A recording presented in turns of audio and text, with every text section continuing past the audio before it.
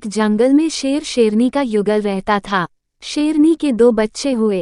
शेर प्रतिदिन हिरणों को मारकर शेरनी के लिए लाता था। दोनों मिलकर पेट भरते थे। एक दिन जंगल में बहुत घूमने के बाद भी शाम होने तक शेर के हाथ कोई शिकार न आया। खाली हाथ घर वापस आ रहा था तो उसे रास्ते में गीदड़ का बच्चा मिला। बच्चे को देखकर उसके मन में दया आ गई। उसे जीधे थी अपने मुख में सुरक्षापूर्वक लेकर वह घर आ गया और शेरनी के सामने उसे रखते हुए बोला, प्रिय, आज भोजन तो कुछ मिला नहीं। रास्ते में गीदड़ का ये बच्चा खेल रहा था, उसे जीवित ही ले आया हूँ। तुझे भूख लगी है तो इसे खाकर पेट भर ले, कल दूसरा शिकार लाऊंगा। शेरनी बोली, प्रिय, जिसे तुमने बालक जानकर नहीं मारा, उसे मारकर मैं कैसे पेट भर सकती हूँ। मैं भी इसे बालक मानकर ही पाल लूंगी। समझ लूंगी कि यह मेरा तीसरा बच्चा है। गीदड़ का बच्चा भी शेरनी का दूध पीकर खूब पुष्ट हो गया और शेर के अन्य 2 बच्चों के साथ खेलने लगा। शेर शेरनी तीनों को प्रेम से एक समान रखते थे। कुछ दिन बाद उस वन में एक मता हाथी आ गया। उसे देखकर शेर के दोनों बच्चे हाथी पर गुर्राते हुए उसकी ओर लपके। गीदड़ के बच्चे ने दोनों को ऐसा करने से मना करते हुए कहा, ये हमारा कुलशत्रु है, उसके सामने नहीं जाना चाहिए, शत्रु से दूर रहना ही ठीक है। ये कहकर वह घर की ओर भागा।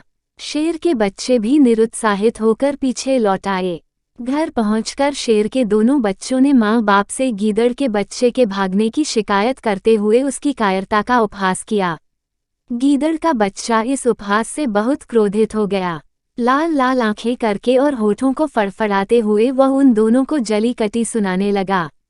तब शेरनी ने उसे एकांत में बुलाकर कहा कि इतना प्रलाप करना ठीक नहीं, वे तो तेरे छोटे भाई हैं, उनकी बात को टाल देना ही अच्छा है। गीदड़ का बच्चा शेरनी के समझाने बुझाने पर और भी भड़क उठा और बोला, मैं बहादुरी में, विद्या में या कौशल में उनसे किस बात में कम हूँ, जो वे मेरी हंसी उड़ाते हैं, मैं उन्हें इसका मजाक चखाऊंगा, उन्हें मार डालूंगा।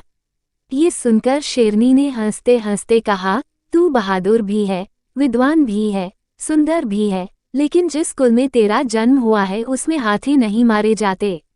समय आ गया है कि तुझसे सच बात कह दी देनी चाहिए। तू वास्तव में गीदड़ का बच्चा है। मैंने तुझे अपना दूध देकर पाला है। अब इससे पहले कि तेरे भाई इस सच्चाई को जाने, तू यहाँ से भागकर अपने स्वजातियों से मिल जा, अन्यथा वह तुझे जीता नहीं छोड़ेंगे। ये सुनकर वह डर से कांपता हुआ अपने गीदड़ दल में आ मिला। एक गांव में चित्रांग नाम का कुत्ता रहता था। वहां दुर्भिक्ष पड़ गया। अन्न के अभाव में कई कुत्तों का वंशनाश हो गया। चित्रांग ने भी दुर्भिक्ष से बचने के लिए दूसरे गांव की राह ली।